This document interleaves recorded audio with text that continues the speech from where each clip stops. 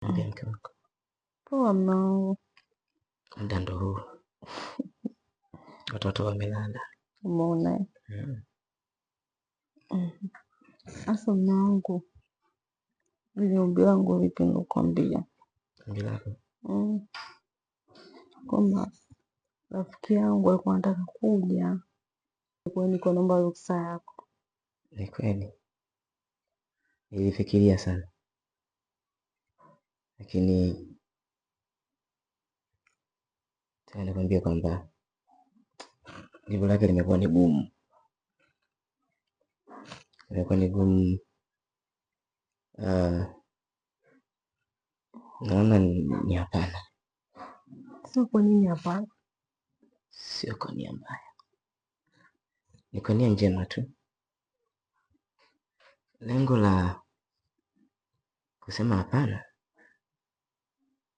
ni kwa sababu marafiki kweli ni mazuri.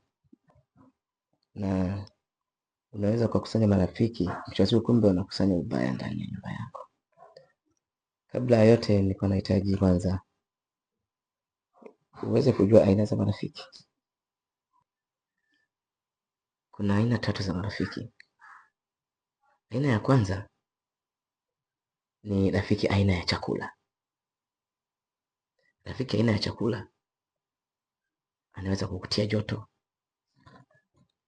anaweza kukupa nguvu, na ana uwezo wa kukufanya uwe mtu imara sana, kwa sababu ni mtu ambaye ana uwezo wa kushiriki kwenye mambo mengi sana kwako.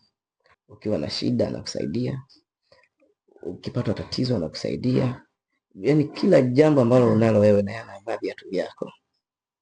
Huyo tunasema rafiki aina ya chakula, na ana uwezo wa kukutia nguvu, kukutia moyo. Huyo ndio rafiki. 2 ni rafiki aina ya dawa. Rafiki aina ya dawa ni rafiki ambaye yupo kwa ajili ya matukio maalum. Kwa mfano, yeye ana shida, anakuitia shida yake tu, akishamaliza shida yake anaondoka. Wewe ukipata shida, ukimuita anakukimbia. Sio kama naeleweka. 3 ni rafiki aina ya ugonjwa.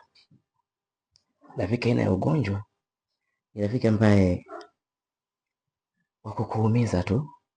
Unaweza ukawa naye mkao mnazungumza mambo mazuri ya mipango yenu, lakini ukishamwachia mgongo, yeye anaenda kuwaambia watu wengine maneno ya ajabu yanayokuhusu wewe. Anaenda kukusema wewe kwa maneno ya hovyo. Huyo ni rafiki aina ya ugonjwa ambaye yupo tu kwa ajili ya kukuumiza. Sasa rafiki aina ya chakula kwenye 100 unaweza kumpata mmoja, usimpate kabisa. Ndio maana mimi nahofia kukaribisha marafiki zako hapa wasije wakatuletea matatizo. Mume wangu wewe una maneno yako mwenye tasielewani, lakini muamini rafiki yangu hana shida, sababu rafiki yangu ni wa muda sana toka utoto. Unanipenda sana. Kama unanipenda mimi ndo rafiki yako. Ushatengeneza dunia yako. Ndio. Kuna haja gani sasa ya kuanza kuchanganya watu kwenye ulimwengu wako? Basi nikuelewa mpenzi wangu. Rafiki yako mzuri ni mimi. Sawa?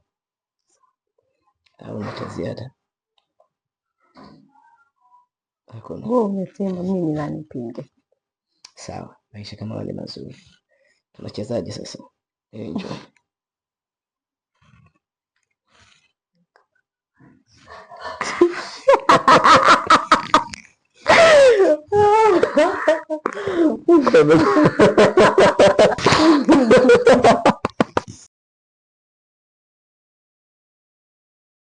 Petiti, nyie mnafanya nini? Lakini mnaenda kwa dhamu mke wangu. Yaani mimi nimekaa sebele bila tabu yoyote, lakini nyie huko mnacheka tu na umbea wenu, na hakuna anachokifanya hapa zaidi ya nyie kunisema mimi. Nyie mnanisema mimi huko. Haya, na wewe mwanamke mshamba mapenzi wewe. Ulije mapenzi ukubwani. Ndoni? Unataka kusema wewe una chumba chako na wewe mwenzako na chumba chake. Nyinyi wote ni wake zangu. Yaani hamna hata haya. Mbona hamna aibu nyie? Mbona hamna aibu?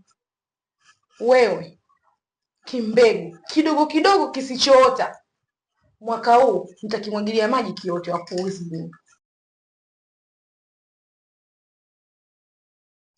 Baby, niache nitoke, huyo ameniharibia usingizi wangu. Ni kweli. Narudi. Subiri nitamuonyesha mjinga huyo.